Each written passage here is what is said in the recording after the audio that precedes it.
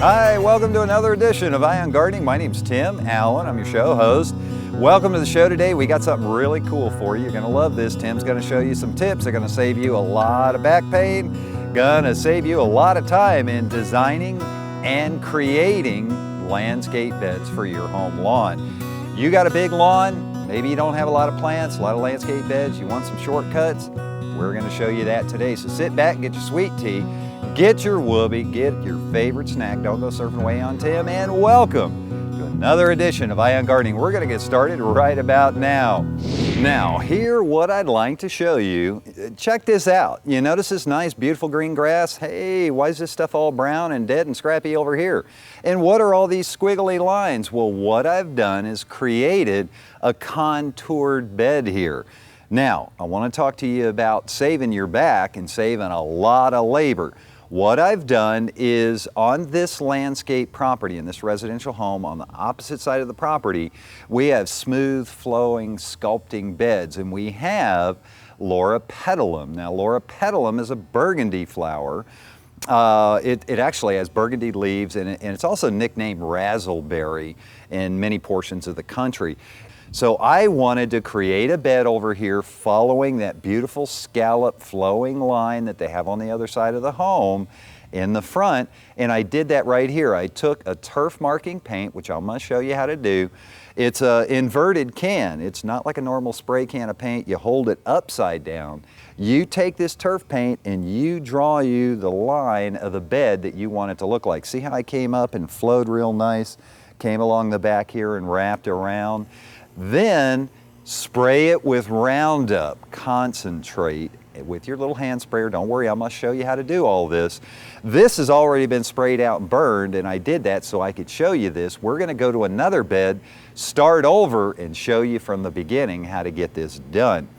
Spray it out, hit it with Roundup. 7 to 10 days, once it's dead, then you go ahead and begin putting your plants in.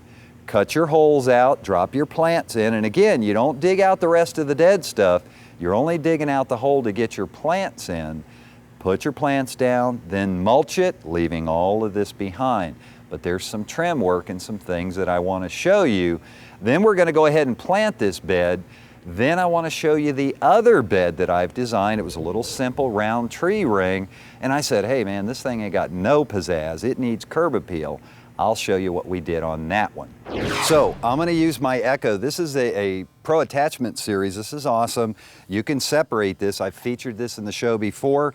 I'm going to put my trimmer attachment on and get started. Now you also got a weed eater attachment. You'll see me using it in this show where I pop this edger off, put a weed eater on there. But right now, let's go ahead and trim this out.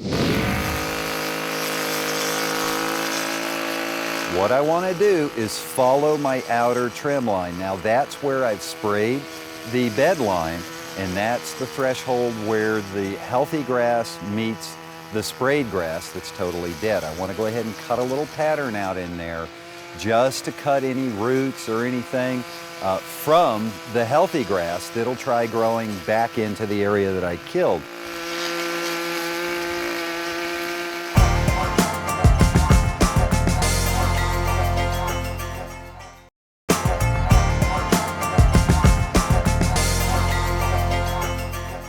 Now I'm going to go ahead and place my plants, and watch what I'm doing here. Don't start digging your holes first and getting ahead of yourself. Get your plants, set them where you want them. That way you can reposition them. Then you go back and plant them. So I'm going to get started, get these guys placed in here, make them look really, really nice.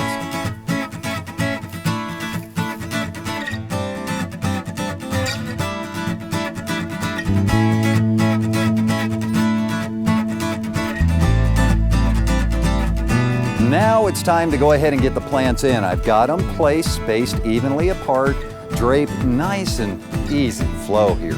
The reason spacing is important is you want them equal distances all the way around. You want everything balanced in the bed. So notice how evenly everybody's placed, about the same distance between each plant. Then you're ready to go. If one's closer than the other, it's going to look goofy when you stand back and take a look. So before I get started, I want to point something out here. You're gonna wanna employ some safety whenever you're doing this. Always try to get some protective glasses if need be, get them on. Now, I got a back brace here today. Why? Because I've pulled my back, and I know it's probably happened to you, and if it hasn't, God bless you. If it does, you're gonna realize how much that hurts. These little simple back braces, I picked this up at Lowe's over in the tool section, about 11 bucks, and believe me, it's worth every penny. And it's gonna hold your core together when you're bending and stooping and digging and doing anything straining. If it's hot outside, yeah, it might be a little unpleasant, but a lot cheaper than chiropractic care, going over and over again, trying to fix you up. Then you gotta deal with the pain of a back injury, and it happens very easily. You'd be surprised. So I'm gonna go ahead, these are easy to put on, very flexible, slip it around your waist, okay, get it on just like this. There's Velcro tabs, pull it firmly. You want it tight. Now, there's a secondary piece, check this out, cinch it up, put more pressure. See, there's one on each side, check this out. Put more pressure on your core, holding everything firm up right in place. That'll keep you from throwing a disc out or pulling stuff.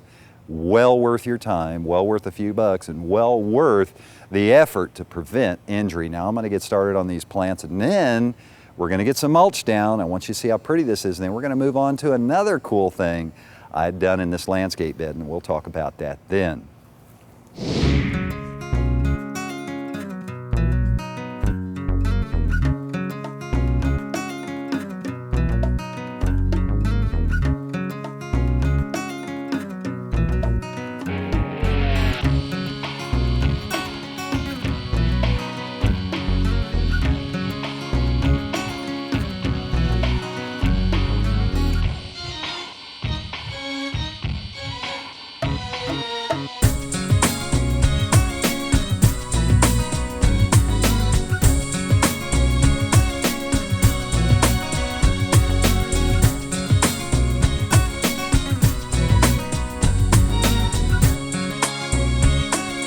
Now, as soon as you got your plants in, before you put the mulch down, make sure you soak each individual plant thoroughly. Thoroughly drench them. Get plenty of water down, then put your mulch down. Then after the mulch is in, water the entire bed thoroughly. Now it's time to go ahead and get the mulch down. Now, to tie into the rest of my landscape, I ran over to Lowe's Garden Center, picked up some red cypress mulch. It's a standard cypress mulch that they've actually dyed. If you can think of some of the redwood furniture, that's kind of like the dye that they use here. They go ahead and treat this mulch, you give it a real nice finish, burgundy coloration. I want to put about 2 inches, maximum 3 inches, not too thick, not too thin. You're wanting to retain moisture. You're also wanting to discourage weed development. Now, mulch doesn't mean you're not going to get weeds. It means you're going to have a whole lot less. Now, I also want to tell you, when you're mulching these beds, don't pile the mulch deeply around the base of the plant. It's okay to snuggle it up under the plant. Don't suffocate the plant with putting too much mulch down. Now, just like we did to the other bed, it's time to go ahead where I've marked and sprayed and the Roundup's killed everything off.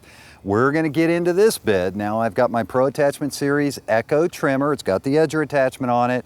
By the way, I've got my Echo eye protection here. Now I know you caught me. Yeah, I'm always talking about safety. Well, I did that other edging and forgot to get my glasses. I know, you got me. But I'll tell you what, you need to do it. I got my glasses now. I'm going to tear into this. What I want to do is an edge along the outer perimeter. I don't want any of the runners from the healthy St. Augustine trying to regrow back into the burned out area. Now all this is dead, but those runners may come back to life from the healthy grass on the outer edges. So I'm going to cut that clean, put a tight, sharp edge. I'm going to follow this. Notice I've got an hourglass shape here. I've got a real cool design. Wait until you see what this looks like when I'm done. Alrighty then, now we got this all trimmed out. We're ready to rock and roll. We're going to get some plants. We're going to get them placed. Now I picked pink snow on the mountain. Wait until you see these plants when they're installed. You're gonna love them. We're gonna get started. Get the plants over here and you get to watch.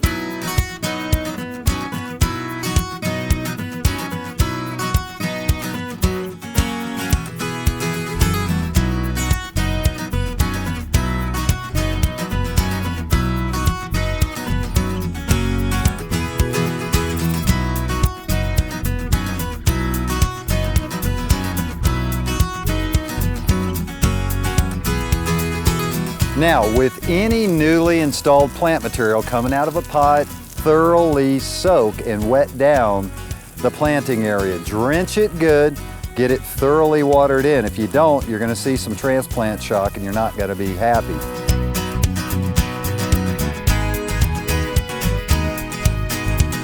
Now, once I get these watered in thoroughly, I'm gonna go ahead and get the mulch down. Got some red cypress mulch, just like I used on the other planting bed that we just put in. Then you're gonna wanna re-water again after the mulch is down.